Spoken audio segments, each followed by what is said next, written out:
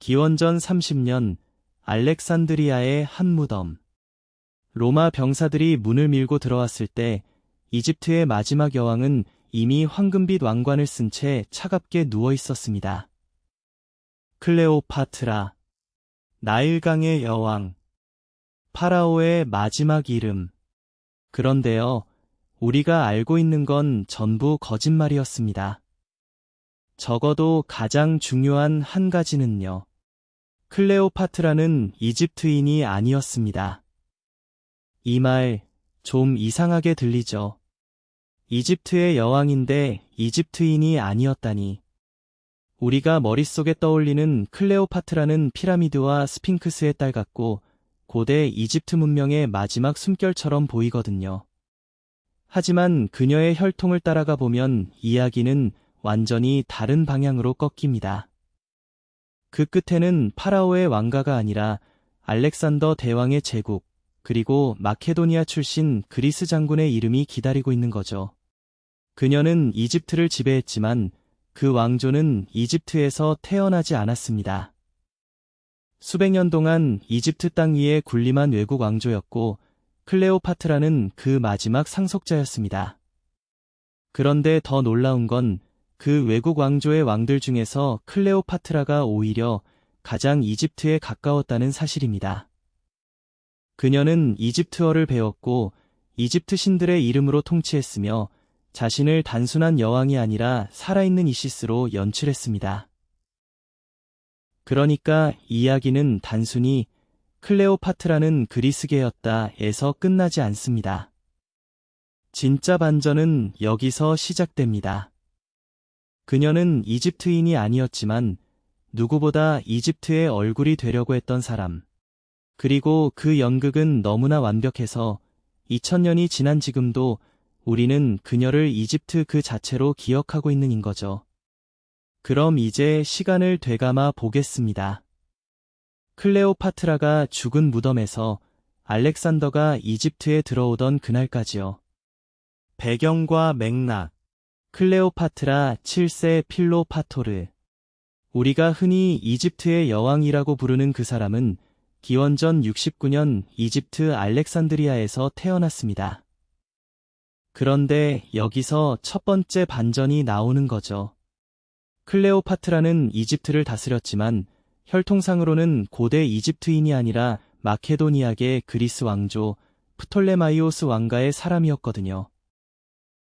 이 왕조의 시작은 알렉산드로스 대왕까지 거슬러 올라갑니다. 기원전 332년 알렉산드로스가 이집트를 정복하고 알렉산드리아를 세웁니다.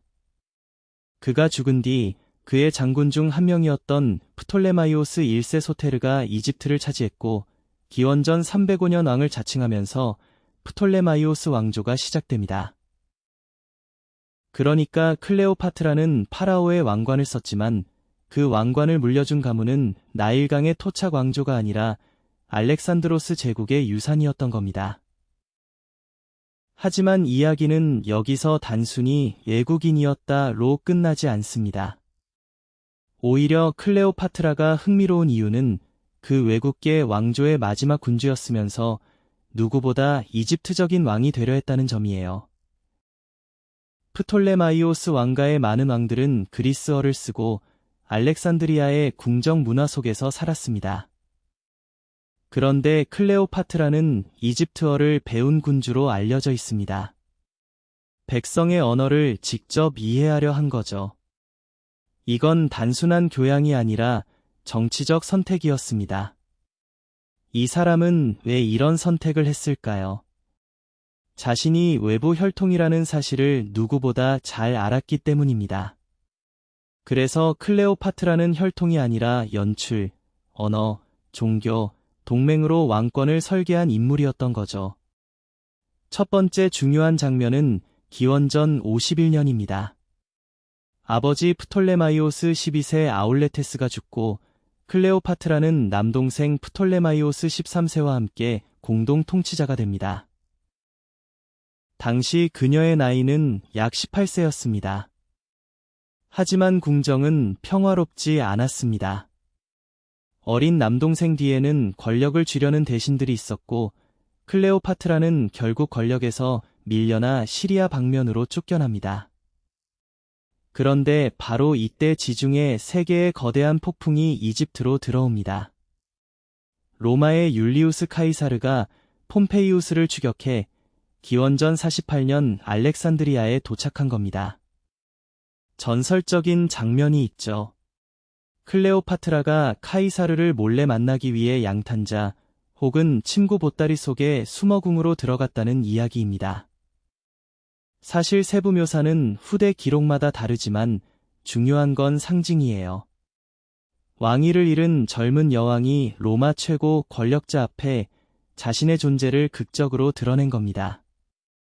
이건 로맨스 이전의 정치였습니다. 클레오파트라는 알고 있었던 거죠. 이집트 내부의 힘만으로는 왕좌를 되찾기 어렵다. 그렇다면 로마를 이용해야 한다.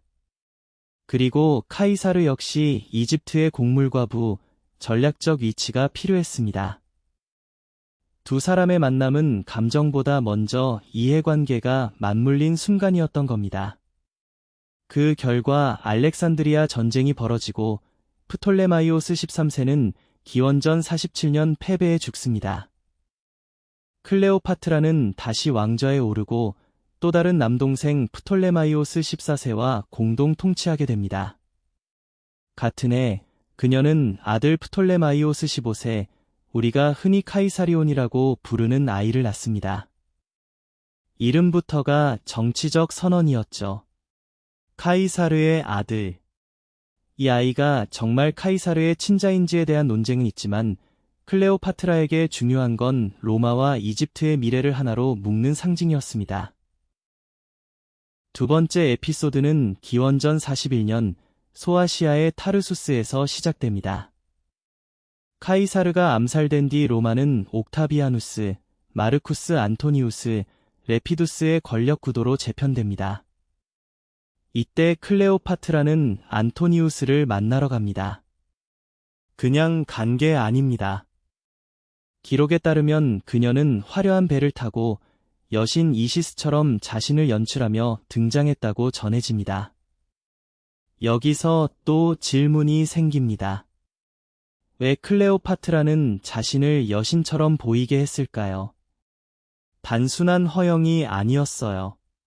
안토니우스에게는 동방의 부와 군사적 지원이 필요했고 클레오파트라에게는 로마 내부의 강력한 후원자가 필요했습니다.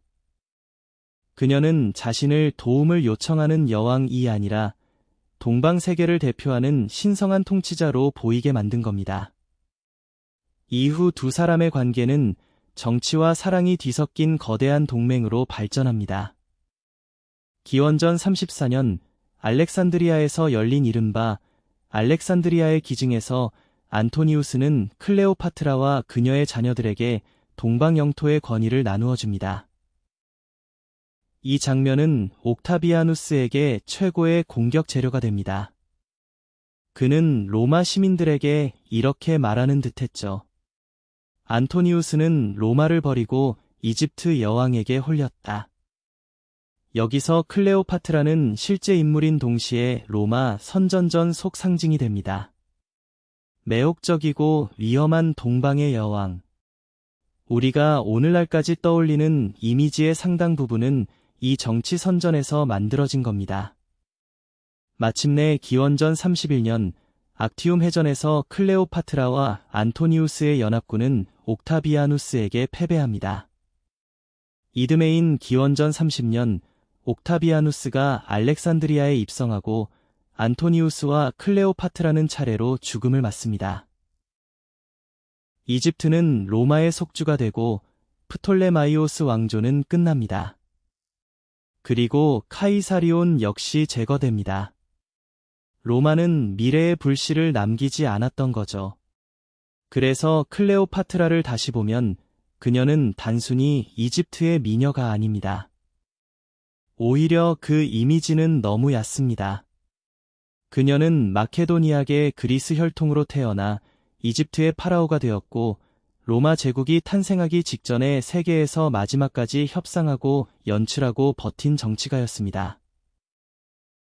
클레오파트라는 이집트인이 아니었다. 그런데 바로 그렇기 때문에 그녀는 누구보다 치열하게 이집트의 얼굴을 선택해야 했던 인물인 거죠. 반전과 전개. 그런데 아무도 예상 못한 일이 벌어집니다. 우리가 평생 이집트의 여왕이라고 불러온 클레오파트라가 사실 혈통으로는 이집트인이 아니었다는 겁니다. 그녀의 뿌리는 나일강이 아니라 지중해 건너 마케도니아 쪽에 가까웠거든요. 알렉산드로스 대왕이 죽은 뒤 그의 장군 프톨레마이오스가 이집트를 차지하면서 세운 왕조. 그리스어를 쓰고 그리스식 궁정 문화를 유지했던 프톨레마이오스 왕조. 클레오파트라는 바로 그 왕조의 마지막 통치자였던 거죠. 여기서 첫 번째 반전이 나옵니다. 클레오파트라는 이집트의 왕좌에 앉아 있었지만 그녀의 가문은 수백 년 동안 이집트 땅 위에서 이방인의 왕조로 군림했습니다. 심지어 그 왕조의 많은 왕들은 이집트어를 제대로 하지 못했다고 전해지거든요. 그런데 클레오파트라는 달랐습니다. 그녀는 그리스어만 붙잡고 있지 않았어요. 이집트어를 배웠고 여러 언어를 구사했으며 자신을 이집트 여신 이시스와 연결했습니다. 그러니까 그녀는 태생적으로 이집트인이라기보다 스스로 이집트가 되려고 한 여왕에 가까웠던 겁니다. 두 번째 에피소드는 더 극적입니다. 18살의 클레오파트라는 동생이자 남편이었던 프톨레마이오스 13세와 권력 다툼에 휘말립니다. 궁정은 갈라지고 그녀는 왕궁에서 밀려나죠. 한 나라의 여왕이 하루아침에 정치적 망명자처럼 되어버린 겁니다. 그런데 바로 그때 로마의 율리우스 카이사르가 알렉산드리아에 도착합니다.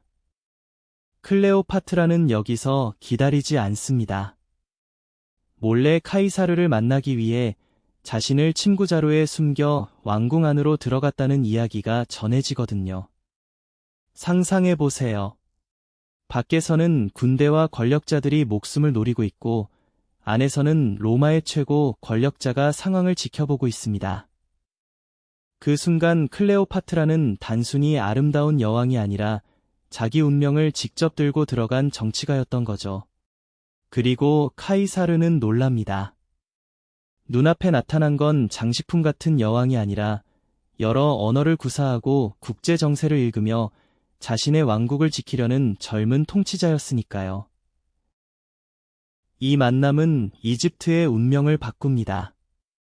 클레오파트라는 다시 왕좌를 되찾고 로마와의 관계 속에서 살아남을 길을 찾습니다. 하지만 바로 여기서 긴장이 시작됩니다. 그녀가 강해질수록 로마는 그녀를 두려워하기 시작했거든요. 세 번째 반전은 로마의 선전전입니다. 훗날 클레오파트라는 안토니우스와 손을 잡고 로마의 옥타비아누스와 맞서게 됩니다. 그런데 옥타비아누스는 그녀를 단순한 적국의 여왕으로만 그리지 않았습니다. 동방의 위험한 여자, 로마 남자를 타락시킨 이국의 여왕으로 몰아갔죠. 여기서 우리가 아는 클레오파트라 이미지가 만들어집니다. 사랑으로 제국을 흔든 여인, 미모로 남자들을 조종한 여왕. 하지만 그건 승자의 이야기였을 가능성이 큽니다. 실제 그녀는 무너져가는 왕국을 붙잡기 위해 로마라는 거대한 폭풍 속에서 협상하고 결혼하고 동맹을 맺고 끝까지 버틴 통치자였던 겁니다. 그래서 클레오파트라가 이집트인이 아니었다는 말은 단순한 혈통의 반전에서 끝나지 않습니다. 더 깊은 질문을 던지죠. 한 사람의 정체성은 태어난 피로 결정되는 걸까요? 아니면 지키려 한 세계로 결정되는 걸까요? 클레오파트라는 그리스계 왕조의 딸이었지만 이집트어를 말했고 이집트 신전을 세웠고 이집트 백성 앞에서 파라오로 섰습니다. 그녀는 이집트인이 아니었을지 몰라도 마지막 순간까지 이집트를 잃지 않으려 했던 사람이었습니다. 바로 그 지점에서 역사는 갑자기 차가운 사실에서 인간적인 비극으로 바뀌는 거죠. 클라이맥스. 그러니까 여기서 두 번째 반전이 시작됩니다. 클레오파트라가 이집트인이 아니었다는 말은 사실 절반만 맞는 이야기거든요. 혈통으로 보면 그녀는 마케도니아계 그리스 왕조 프톨레마이오스 가문의 사람이었습니다. 그런데 이상하죠.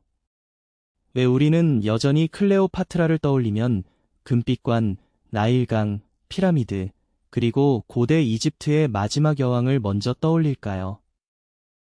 결국 진짜 이유는 이것이었습니다.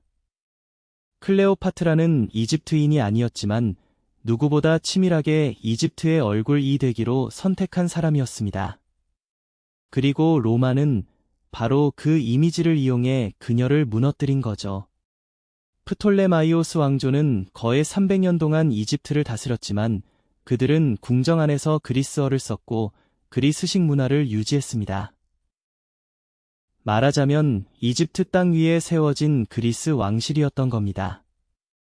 그런데 클레오파트라는 달랐습니다. 그녀는 이집트어를 배운 거의 유일한 프톨레마이오스 통치자였다고 전해집니다. 이게 그냥 언어 공부가 아니었어요. 통치 전략이었습니다. 백성의 언어로 말할 수 있는 왕. 신전의 제사장들과 직접 소통할 수 있는 파라오. 그리고 이집트 여신 이시스의 현신으로 등장할 수 있는 여왕. 클레오파트라는 자기 혈통의 약점을 알고 있었던 겁니다. 나는 이 땅에서 태어났지만 내 피는 이 땅의 것이 아니다. 그렇다면 어떻게 해야 할까요? 그녀는 피 대신 상징을 선택했습니다. 혈통 대신 연출을 선택했습니다. 그리고 그 연출은 놀라울 만큼 강력했습니다. 하지만 이 지점에서 역사는 더 날카롭게 꺾입니다. 로마의 옥타비아누스, 훗날의 아우구스투스는 클레오파트라를 단순한 외국 여왕으로 보지 않았습니다. 그녀는 정치적 위협이었습니다. 왜냐하면 그녀 곁에는 마르쿠스 안토니우스가 있었고 더 위험한 인물도 있었거든요. 바로 카이사리온. 클레오파트라와 율리우스 카이사르 사이에서 태어났다고 알려진 아들입니다. 생각해보세요. 옥타비아누스는 자신이 카이사르의 후계자라고 주장하며 권력을 잡아가고 있었습니다. 그런데 이집트에 카이사르의 친아들이 살아있다. 그리고 그 아이의 어머니가 클레오파트라다. 이건 단순한 로맨스가 아닙니다. 로마 권력의 정통성을 흔드는 폭탄인 거죠. 그래서 옥타비아누스는 전쟁의 명분을 아주 교묘하게 바꿉니다. 그는 안토니우스를 상대로 내전을 벌인다고 말하고 싶지 않았습니다. 로마인이 로마인을 공격하는 그림은 위험하거든요. 대신 이렇게 프레임을 짭니다. 우리는 로마를 배신한 남자가 아니라 동방의 여왕 클레오파트라와 싸운다. 여기서 목소리가 확 올라가야 합니다. 로마는 안토니우스에게 전쟁을 선포한 게 아니라 클레오파트라에게 전쟁을 선포한 겁니다. 이 한 장면이 모든 것을 바꿉니다. 클레오파트라는 갑자기 정치가가 아니라 유혹자가 됩니다. 동맹국의 여왕이 아니라 로마 남자를 타락시킨 동방의 마녀가 됩니다. 안토니우스의 실패는 그의 정치적 판단 때문이 아니라 클레오파트라의 매혹 때문인 것처럼 포장됩니다. 이렇게 하면 로마 시민들은 훨씬 쉽게 분노할 수 있었거든요. 우리 장군이 외국 여왕에게 홀렸다. 이 문장은 복잡한 권력 투쟁보다 훨씬 강합니다. 결국 우리가 아는 클레오파트라의 이미지는 두 개의 정치가 겹쳐 만들어진 겁니다. 하나는 클레오파트라 자신의 정치. 그녀는 이집트를 다스리기 위해 스스로 이집트의 상징이 되었습니다. 다른 하나는 로마의 정치. 로마는 그녀를 쓰러뜨리기 위해 그녀를 위험하고 이국적인 이집트 여왕으로 과장했습니다. 그러니까 진짜 반전은 이것입니다. 클레오파트라는 이집트인이 아니어서 유명해진 게 아닙니다. 그녀는 이집트인이 아니었기 때문에 더 필사적으로 이집트가 되어야 했던 사람입니다. 그리고 로마는 그녀가 만들어낸 그 얼굴을 빼앗아 그녀를 공격하는 무기로 바꿔버린 겁니다. 그래서 역사는 그녀를 이렇게 남겼습니다. 그리스 혈통의 여왕, 이집트의 파라오, 로마 제국 탄생의 마지막 장애물, 그리고 패배했지만 승자들의 기록 속에서도 지워지지 않은 여자. 이게 클레오파트라의 가장 무서운 점입니다. 그녀는 전쟁에서 졌습니다. 왕국도 잃었습니다. 아들 카이사리온도 살아남지 못했습니다. 하지만 2000년이 지난 지금 우리는 로마의 수많은 장군보다 그녀의 이름을 먼저 기억합니다. 옥타비아누스는 제국을 세웠지만 클레오파트라는 상상력을 지배한 거죠. 마무리. 결국 클레오파트라의 진짜 반전은 그녀가 이집트인이 아니었다는 사실 하나로 끝나지 않습니다. 더 흥미로운 건 그 다음이거든요. 마케도니아계 그리스 왕조의 피를 타고났지만 그녀는 이집트어를 배웠고 이집트 신들의 이름으로 자신을 설명했고 이집트 백성 앞에서 파라오로 서려고 했습니다. 그러니까 클레오파트라는 혈통으로만 보면 외부인이었지만 권력을 지키는 방식으로 보면 누구보다 이집트적인 얼굴을 선택한 인물이었던 거죠. 이 이야기가 오늘 우리에게 던지는 질문도 꽤 날카롭습니다. 한 사람의 정체성은 어디에서 결정될까요? 태어난 피일까요? 사용하는 언어일까요? 아니면 스스로 어떤 세계에 속하겠다고 선택한 태도일까요? 역사는 늘 단순한 이름표를 붙이려 하지만 진짜 인간은 그 이름표보다 훨씬 복잡하거든요.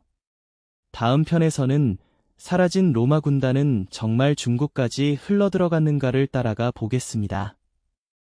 댓글로 클레오파트라를 이집트의 여왕으로 볼 수 있는 기준은 혈통인지, 언어인지, 아니면 선택한 정체성인지 알려주세요. 보이페달의 역사 미스터리 시리즈가 흥미로우셨다면 구독으로 다음 반전도 함께 들어주세요. 브리테니커 https://www 브리테니커 스미소니언 매거진 https://www 스미소니언 매그 내셔널 지오그래픽 https://www 내셔널 지오그래픽 설명란에는 참고자료와 이어지는 롱폼 링크를 정리해두겠습니다. 사건의 배경을 더 깊게 보고 싶다면 설명란 자료를 함께 확인해주세요. 구독해두시면 다음 편을 이어서 보실 수 있습니다.